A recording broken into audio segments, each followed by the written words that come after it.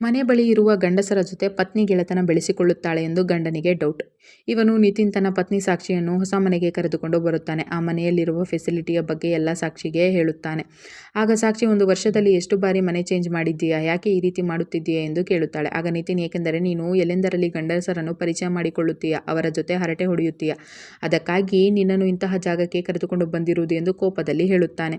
ಆದರೆ ಇದು ಅವನ ಕನಸಾಗಿರುತ್ತದೆ. ಆಗ ಅವನು, ಇದೇ ಕೊನೆಯ ಮನೆ, ನಾನು ಯಾವಾಗಲೂ ವರ್ಕ್ ಮೇಲೆ ಹೊರಗಡೆ ಸುತ್ತುತ್ತಾ ಇರುತ್ತೇನೆ, ಇದು ಸೇಫ್ ಆಗಿರುವ ಜಾಗ ಎಂದು ಹೇಳುತ್ತಾನೆ. ಆಗ ಸಾಕ್ಷಿ ಸರಿ ಎಂದು ಒಪ್ಪಿಕೊಂಡು ಅವನನ್ನು ಹಗ್ ಮಾಡುತ್ತಾಳೆ. ಆಗ ನಿತಿನ್, ನಿನ್ನ ಮೇಲೆ ಯಾವ ಇನ್ನೊಬ್ಬ ಪರಪುರುಷನ ಕಣ್ಣು ಕೂಡ ಬೀಳಬಾರದು ಅಂತ ಇಂತಹ ಜಾಗಕ್ಕೆ ಕರೆದುಕೊಂಡು ಬಂದಿದ್ದೇನೆ ಎಂದು ಮನಸ್ಸಿನಲ್ಲಿ ಅಂದುಕೊಳ್ಳುತ್ತಾನೆ.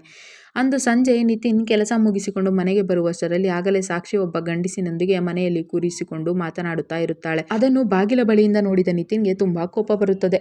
ಅವನು ಹೋದ ಮೇಲೆ ನಿತಿನ್ ಒಳಗೆ ಬರುತ್ತಾನೆ. ನೀನು ಇಲ್ಲಿ ಬಂದ ಕೂಡಲೇ ಯಾರನ್ನು ಪರಿಚಯ ಮಾಡಿಕೊಂಡು ಮಾತನಾಡಿಸುತ್ತಾ ಇದ್ದೆ ಎಂದು ಕೇಳುತ್ತಾನೆ. ಆಗ ಸಾಕ್ಷಿ, ನಾನು ಇಂದು ಮನೆಯಲ್ಲಿ ಬೋರಾಗಿ ಮಾರ್ಕೆಟ್ಗೆ ಹೋಗಿದ್ದೆ. ಆಗ ಅಲ್ಲಿ ನನ್ನ ಕಾಲೇಜಿನ ಸೀನಿಯರ್ ಹುಡುಗ ಸಿಕ್ಕಿದ್ದ, ಅದಕ್ಕೆ ಅವನನ್ನು ಕರೆದುಕೊಂಡು ಬಂದು ಟೀ ಮಾಡಿಕೊಟ್ಟೆ ಅಷ್ಟೇ ಎಂದು ಹೇಳುತ್ತಾನೆ. ಆಗ ನಿತಿನ್, ನೀನು ಈ ತರಹ ಮನೆಗೆ ಕರೆದುಕೊಂಡು ಬರುವ ಅವಶ್ಯಕತೆ ಇತ್ತಾ ಎಂದು ಅವಳನ್ನು ಬೈಯುತ್ತಾನೆ. ಇದರಿಂದ ಸಾಕ್ಷಿಗೆ ಬೇಸರವಾಗಿ ಯಾಕೆ ಹೀಗೆ ನಡೆದುಕೊಳ್ಳುತ್ತಿದೆಯೇ ಎಂದು ಅಲ್ಲಿಂದ ಹೋಗುತ್ತಾಳೆ. ಅಂದು ರಾತ್ರಿ ಬೆಡ್ರೂಮಿನಲ್ಲಿ ಸಾಕ್ಷಿ ಜೊತೆ ರೊಮ್ಯಾನ್ಸ್ ಮಾಡಲು ನಿತಿನ್ ಬರುತ್ತಾನೆ. ಆಗ ಸಾಕ್ಷಿ ಅವನನ್ನು ದೂರ ತಳ್ಳುತ್ತಾಳೆ. ಆಗ ನಿತಿನ್ ಆಕೆಯನ್ನು ಸಾರಿ ಕೇಳುತ್ತಾನೆ. ನಾನು ನಿನ್ನ ಮೇಲೆ ಇರುವ ಕಾಳಜಿಯಿಂದ ಈ ರೀತಿ ವರ್ತಿಸುತ್ತೇನೆ, ಯಾರನ್ನು ಈಗಿನ ಕಾಲದಲ್ಲಿ ನಂಬುವುದಕ್ಕೆ ಸಾಧ್ಯವಿಲ್ಲ, ನೀನು ಹುಷಾರಾಗಿರಬೇಕು ಎಂದು ಹೇಳಿ ಆಕೆಗೆ ತಾಜ್ ಮಹಲ್ ಅನ್ನು ಗಿಫ್ಟ್ ಮಾಡಿ ಆಕೆಗೆ ಖುಷಿಪಡಿಸುತ್ತಾನೆ.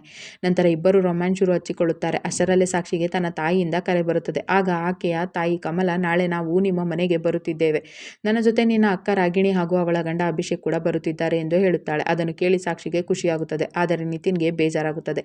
ನಂತರ ಸಾಕ್ಷಿ ಅವನ ಜೊತೆ ರೊಮ್ಯಾನ್ಸ್ ಕಂಟಿನ್ಯೂ ಮಾಡಲು ಮುಂದಾಗುತ್ತಾಳೆ. ಆದರೆ ಕೋಪದಲ್ಲಿದ್ದ ನಿತಿನ್ ನನಗೆ ಮೂಡಿಲ್ಲ ಎಂದು ಹೇಳಿ ಮಲಗಿಬಿಡುತ್ತಾನೆ. ಮರುದಿನ ಎಲ್ಲರೂ ಇವರ ಮನೆಗೆ ಬರುತ್ತಾರೆ. ಆಗ ಸಾಕ್ಷಿ ಬಾವಾಜಿ ಅಭಿಷೇಕನ್ನು ಹೊಗಳಲು ಶುರು ಮಾಡುತ್ತಾರೆ.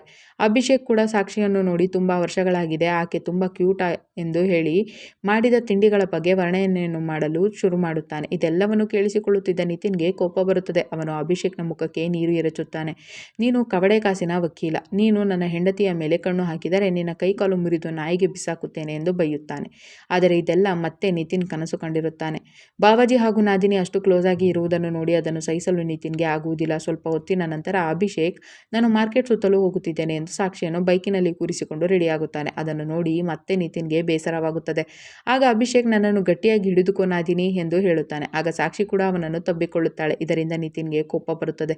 ಅಂದು ರಾತ್ರಿ ಸಾಕ್ಷಿ ತನ್ನ ತಾಯಿಯ ಜೊತೆ ಮಲಗಲು ಅವಳ ರೂಮಿಗೆ ಹೋಗುತ್ತಾಳೆ. ಅದೇ ಸಮಯಕ್ಕೆ ಕಾಯುತ್ತಿದ್ದ ನಿತಿನ್ ತನ್ನ ಬೆಡ್ರೂಮ್ ಹಾಗೂ ಮನೆಯ ಎಲ್ಲ ಭಾಗಗಳಲ್ಲಿ ಸ್ಪೈ ಕ್ಯಾಮೆರಾಗಳನ್ನು ಅಳವಡಿಸುತ್ತಾನೆ. ಮಧ್ಯರಾತ್ರಿ ಸಾಕ್ಷಿ ಬಾವಾಜಿಯ ರೂಮ್ಗೆ ಹೋಗುವುದನ್ನು ನೀರು ಕುಡಿಯಲು ಬಂದ ನಿತಿನ್ ನೋಡಿಬಿಡುತ್ತಾನೆ. ಆಗ ಬಾಗಿಲ ಸಂದಿಯಿಂದ ನಿತಿನ್ ನೋಡಿದಾಗ ಅಲ್ಲಿ ಅವರಿಬ್ಬರು ರೊಮ್ಯಾನ್ಸ್ ಶುರು ಹಚ್ಚಿಕೊಳ್ಳುತ್ತಾರೆ. ಇದರಿಂದ ನಿತಿನ್ಗೆ ಕೋಪ ಬರಲು ಶುರುವಾಗುತ್ತದೆ. ಅದೇ ಸಮಯಕ್ಕೆ ಹಿಂದೆಯಿಂದ ಸಾಕ್ಷಿ ಬಂದು ನಿತಿನ್ ಅನ್ನು ಮಾತನಾಡಿಸುತ್ತಾಳೆ. ಆಗ ನಿತಿನ್, ನಿನ್ನೆ ರಾತ್ರಿಯೆಲ್ಲ ನೈಟಿ ಹಾಕಿಕೊಂಡು ಒಳಗೆ ಯಾರು ಹೋಗಿದ್ದು ಎಂದು ಕೇಳುತ್ತಾನೆ. ಆಗ ಸಾಕ್ಷಿ, ನನ್ನದೇ, ಇನ್ನೂ ಒಂದು ನೈಟಿಯನ್ನು ಅಕ್ಕನಿಗೆ ಕೊಟ್ಟಿದ್ದೆ, ಅವಳೇ ಹೋಗಿದ್ದು ಎಂದು ಹೇಳುತ್ತಾಳೆ. ಮರುದಿನ ಅಭಿಷೇಕ್, ನನ್ನ ರೂಮಿನಲ್ಲಿ ನಿಮ್ಮ ಅಕ್ಕ ಸ್ನಾನ ಮಾಡುತ್ತಿದ್ದಾಳೆ, ನಿಮ್ಮ ವಾಶ್ರೂಮ್ ಯೂಸ್ ಮಾಡಲೆ ಎಂದು ಸಾಕ್ಷಿಯನ್ನು ಕೇಳುತ್ತಾನೆ. ಅದೇ ಸಮಯಕ್ಕೆ ಅವನ ಕಣ್ಣಿಗೆ ಏನೋ ಬೀಳುತ್ತದೆ. ಆಗ ಅದನ್ನು ಸರಿ ಮಾಡಲು ಸಾಕ್ಷಿ ಹೋಗುತ್ತಾಳೆ. ಅದೇ ಸಮಯಕ್ಕೆ ಹೊರಗೆ ಇದ್ದ ನಿತಿನ್ ತನ್ನ ಮೊಬೈಲ್ನಲ್ಲಿ ಕ್ಯಾಮೆರಾ ಮೂಲಕ ವಿಡಿಯೋವನ್ನು ನೋಡುತ್ತಾನೆ. ಆಗ ಅಲ್ಲಿ ಅಭಿಷೇಕ್ ಹಾಗೂ ಸಾಕ್ಷಿ ಇಬ್ಬರು ಕಿಸ್ ಮಾಡುತ್ತಾ ಇರುವಂತೆ ಅವನಿಗೆ ಕಾಣಿಸುತ್ತದೆ. ತಕ್ಷಣವೇ ಅವನು ಅಲ್ಲಿಂದ ಹೊರಟು ರೂಮಿಗೆ ಬರುತ್ತಾನೆ. ಆದರೆ ಅವನಿಗೆ ತನ್ನ ಪತ್ನಿಯೊಡನೆ ಅಭಿಷೇಕ್ ರೊಮ್ಯಾನ್ಸ್ ಮಾಡುತ್ತಿದ್ದಾನೆ ಎನ್ನುವ ರೀತಿ ಭಾಸವಾಗುತ್ತದೆ. ಆಗ ನಿತಿನ್ ಅಭಿಷೇಕ್ನ ಶರ್ಟ್ ಅನ್ನು ನೋಡಿ ಪತ್ನಿಯ ಮೇಲೆ ಕೋಪ ತೋರಿಸುತ್ತಾನೆ. ಮತ್ತೆ ಮರುದಿನ ಕೆಲಸದ ಮೇಲೆ ಹೊರಗೆ 1 ತಿಂಗಳು ಹೋಗುತ್ತಿದ್ದೇನೆ, ನೀನು ನನ್ನ ಜೊತೆ ಬಂದು ಬಿಡು ಎಂದು ಸಾಕ್ಷಿಯನ್ನು ಕರೆಯುತ್ತಾನೆ. ಆದರೆ ಸಾಕ್ಷಿ ಮನೆಯಲ್ಲಿ ನೆಂಟರು ಇರುವುದರಿಂದ ಬರುವುದಿಲ್ಲ ಎಂದು ಹೇಳಿಬಿಡುತ್ತಾಳೆ. ಇದರಿಂದ ತನ್ನ ಪ್ಲಾನ್ ಹಾಳಾಯಿತು ಎಂದು ನಿತಿನ್ ಬೇಜಾರು ಮಾಡಿಕೊಳ್ಳುತ್ತಾನೆ. ಅಂದು ರಾತ್ರಿ ಅಭಿಷೇಕ್ನ ರೂಮಿಗೆ ಬಂದು ದಿಂಬಿನಿಂದ ಉಸಿರುಗಟ್ಟಿಸಿ ಅವನನ್ನು ಕೊಲೆ ಮಾಡಲು ಯೋಚಿಸುತ್ತಾನೆ. ಅಷ್ಟರಲ್ಲಿಗೆ ಅವನ ಪತ್ನಿ ರಾಗಿಣಿ ಬಂದು, ಏನು ಮಾಡುತ್ತಿದ್ದೀರಾ ಎಂದು ಕೇಳುತ್ತಾಳೆ. ಆಗ ಇಬ್ಬರು ದಿಂಬು ಹಾಕಿಕೊಂಡು ಮಲಗಿರಲಿಲ್ಲ, ಕೊಡಲು ಬಂದಿದ್ದೆ ಅಷ್ಟೇ ಎಂದು ಹೇಳಿ ಅಲ್ಲಿಂದ ಹೋಗುತ್ತಾನೆ. ಆಗ ರಾಗಿಣಿಗೆ ನಿತಿನ್ ವಿಚಿತ್ರ ವ್ಯಕ್ತಿ ಅಂತ ಅನಿಸುತ್ತದೆ. ಮರುದಿನ ಅಭಿಷೇಕ್, ನಿಮ್ಮ ಹಳೆ ಪ್ರಾಪರ್ಟಿ ಒಂದು ಕೊಳ್ಳಲು ಯಾರೋ ರೆಡಿ ಇದ್ದಾರೆ ಎಂದು ಸಾಕ್ಷಿಗೆ ಹೇಳುತ್ತಾನೆ. ಆಗ ಸಾಕ್ಷಿ, ಅದನ್ನು ಬೇಗ ನನಗೆ ಮಾರಿಸಿಕೊಡಿ, ನಾನು ಇದೇ ನಗರದಲ್ಲಿ ಒಂದು ಮನೆಯನ್ನು ಕೊಳ್ಳುತ್ತೇನೆ, ಇದನ್ನು ನಿತಿನ್ಗೆ ಹೇಳಬೇಡಿ, ನಾನು ಸರ್ಪ್ರೈಸ್ ಕೊಡುತ್ತೇನೆ ಎಂದು ಹೇಳುತ್ತಾಳೆ. ನಂತರ ನಿತಿನ್, ಬನ್ನಿ ಅಭಿಷೇಕ್ ಅವರೇ, ನಾವಿಬ್ಬರು ಹೊರಗಡೆ ಸುತ್ತಾಡಿಕೊಂಡು ತೆಗೆದುಕೊಂಡು ಬರೋಣ ಎಂದು ಕರೆದುಕೊಂಡು ಹೋಗುತ್ತಾನೆ. ನಂತರ ರಾಗಿಣಿ ಸಾಕ್ಷಿಗೆ ನಿನ್ನ ಗಂಡ ಯಾಕೋ ವಿಚಿತ್ರವಾಗಿ ವರ್ತಿಸುತ್ತಿದ್ದಾರೆ ಅಂತ ಅನಿಸುತ್ತದೆ ಎಂದು ಹೇಳುತ್ತಾಳೆ. ಅವರು ಹಾಗೇನೆ ಬಿಡು ಎಂದು ಸಾಕ್ಷಿ ಕೂಡ ಹೇಳುತ್ತಾಳೆ. ಸ್ವಲ್ಪ ಹೊತ್ತಿನಲ್ಲೇ ನಿತಿನ್ ಸಾಕ್ಷಿಗೆ ಕರೆ ಮಾಡಿ ನಿಮ್ಮ ಬಾವಾಜಿಗೆ ಆಕ್ಸಿಡೆಂಟ್ ಆಗಿದೆ ಎಂದು ಹೇಳುತ್ತಾನೆ. ಅದರಿಂದ ಅವರು ಗಾಬರಿಯಾಗಿ ಆಸ್ಪತ್ರೆಗೆ ಬರುತ್ತಾರೆ. ನಂತರ ಒಂದು ಸಂಜೆಯ ಅಭಿಷೇಕ್ನನ್ನು ಡಿಸ್ಚಾರ್ಜ್ ಮಾಡಿಕೊಂಡು ಬರುತ್ತಾರೆ. ಆಗ ಅಭಿಷೇಕ್, ನಾವು ಇಲ್ಲಿ ಒಂದು ಕ್ಷಣವೂ ಇರುವುದಿಲ್ಲ, ಏಕೆಂದರೆ ನನಗೆ ಆಕ್ಸಿಡೆಂಟ್ ಆಗಲು ಕಾರಣ ನಿನ್ನ ಗಂಡ ನಿತಿನ್, ಅವನೇ ನನ್ನನ್ನು ಕಾರ್ ಬರುವ ಸಮಯದಲ್ಲಿ ತಳ್ಳಿಬಿಟ್ಟ ಎಂದು ಹೇಳಿ ತನ್ನ ಪತ್ನಿ ರಾಗಿಣಿಯನ್ನು ಕರೆದುಕೊಂಡು ಅಲ್ಲಿಂದ ಹೋಗಿಬಿಡುತ್ತಾನೆ. ಇದನ್ನು ಕೇಳಿ ಸಾಕ್ಷಿ ಹಾಗೂ ತಾಯಿ ಕಮಲಾಗೆ ಬಹಳ ಬೇಸರವಾಗುತ್ತದೆ. ಮರುದಿನ ಮನೆಯಲ್ಲಿ ಸ್ಪೈ ಕ್ಯಾಮೆರಾ ಇರುವುದನ್ನು ಸಾಕ್ಷಿಗೆ ಗೊತ್ತಾಗಿ ಬಿಡುತ್ತದೆ. ಆಕೆ ಎಲ್ಲವನ್ನೂ ಕಲೆಕ್ಟ್ ಮಾಡುತ್ತಾಳೆ. ಆಗ ನಿತಿನ್ ಬಂದಾಗ ಅವನನ್ನು ಕೇಳುತ್ತಾಳೆ. ಆಗ ನಿತಿನ್, ಹೌದು, ನನಗೆ ನಿನ್ನ ಮೇಲೆ ಅನುಮಾನ ಇದೆ, ಅದಕ್ಕಾಗಿಯೇ ಎಲ್ಲವನ್ನೂ ಹಾಕಿದ್ದೇನೆ. ನೀನು ನಿನ್ನ ಬಾವಾಜಿಯ ಜೊತೆ ಇಷ್ಟು ಕ್ಲೋಸ್ ಆಗಿ ಇರುವುದನ್ನು ನೋಡಬೇಕಿತ್ತು ಎಂದು ಹೇಳಿ ಅವನು ಅಲ್ಲಿಂದ ಹೋಗುತ್ತಾನೆ.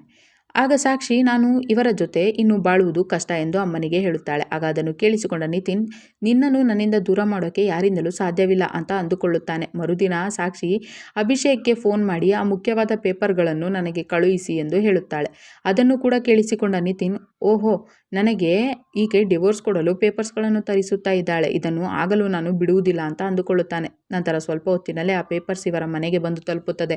ಆಗ ಸಾಕ್ಷಿ ಅಭಿಷೇಕ್ಗೆ ಫೋನ್ ಮಾಡಿ, ಬಾವಾಜಿ, ನೀವು ಕಳುಹಿಸಿದ ಪೇಪರ್ಸ್ ನನಗೆ ಸಿಕ್ಕಿತು ಎಂದು ಹೇಳುತ್ತಾ ಇರುತ್ತಾಳೆ. ಅದೇ ಸಮಯಕ್ಕೆ ಅಲ್ಲಿಗೆ ಬಂದ ನಿತಿನ್ ಆ ಪೇಪರ್ಸನ್ನು ಕಿತ್ತುಕೊಳ್ಳುತ್ತಾನೆ. ನೀನು ನನಗೆ ಡೈವೋರ್ಸ್ ಕೊಟ್ಟು ನನ್ನನ್ನು ಬಿಟ್ಟು ಹೋಗಲು ನಾನು ಎಂದಿಗೂ ಬಿಡುವುದಿಲ್ಲ ಎಂದು ಹೇಳುತ್ತಾನೆ. ಆಗ ಕಮಲಾ ಹಾಗೂ ಸಾಕ್ಷಿ ಇಬ್ಬರು, ಆ ಪೇಪರ್ಸನ್ನು ಮೊದಲು ನಮಗೆ ವಾಪಸ್ ಕೊಡು, ನೀನು ಈ ರೀತಿ ನಡೆದುಕೊಂಡರೆ ನಿನ್ನ ಜೊತೆ ಯಾರು ಬಾಳುತ್ತಾರೆ ಎಂದು ಹೇಳುತ್ತಾರೆ. ಆಗ ಕೋಪದಲ್ಲಿ ಚಾಕು ತೆಗೆದುಕೊಂಡು ಕಮಲಾಳನ್ನು ಮೊದಲು ಕೊಂದು ಬಿಡುತ್ತಾನೆ. ಆಗ ಸಾಕ್ಷಿ ಕಣ್ಣೀರು ಹಾಕಲು ಶುರು ಮಾಡುತ್ತಾಳೆ. ಯಾಕೆ ನೀನು ನನ್ನ ತಾಯಿಯನ್ನು ಕೊಂದು ಬಿಟ್ಟೆ ಎಂದು ಅವನ ಕುತ್ತಿಗೆ ಪಟ್ಟಿ ಹಿಡಿದು ಕೇಳುತ್ತಾಳೆ. ಆಗ ನಿನ್ನಂತಹ ಪತ್ನಿ ಇದ್ದರೆ ಹೀಗೆ ಆಗುವುದು ಎಂದು ಆಕೆಯನ್ನು ಕೂಡ ನಿತಿನ್ ಕೊಲೆ ಮಾಡಿಬಿಡುತ್ತಾನೆ. ಅದೇ ಸಮಯಕ್ಕೆ ಎಲ್ಲವನ್ನು ಫೋನಿನಲ್ಲಿ ಕೇಳಿಸಿಕೊಂಡಿದ್ದ ಅಭಿಷೇಕ್ ಪೊಲೀಸರನ್ನು ಅಲ್ಲಿಗೆ ಕರೆದುಕೊಂಡು ಬರುತ್ತಾನೆ. ಆಗ ಪೊಲೀಸರು ನಿತಿನನ್ನು ಹಿಡಿದುಕೊಳ್ಳುತ್ತಾರೆ.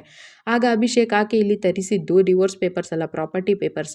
ಆಕೆ ಹೊಸ ಮನೆ ತೆಗೆದುಕೊಂಡು ನಿನಗೆ ಸರ್ಪ್ರೈಸ್ ಕೊಡಬೇಕು ಅಂತ ಅಂದುಕೊಂಡಿದ್ದಳು, ಆದರೆ ನೀನು ತಪ್ಪು ತಿಳಿದುಕೊಂಡು ಆಕೆಯನ್ನು ಕೊಲೆ ಮಾಡಿಬಿಟ್ಟೆ ಎಂದು ನಿತಿನ್ ಕಪಾಳಕ್ಕೆ ಬಾರಿಸುತ್ತಾನೆ. ನಂತರ ಪೊಲೀಸರು ಅವನನ್ನು ಅರೆಸ್ಟ್ ಮಾಡಿಕೊಂಡು ಹೋಗುತ್ತಾರೆ. ಕತೆ ಇಲ್ಲಿಗೆ ಮುಗಿಯುತ್ತದೆ.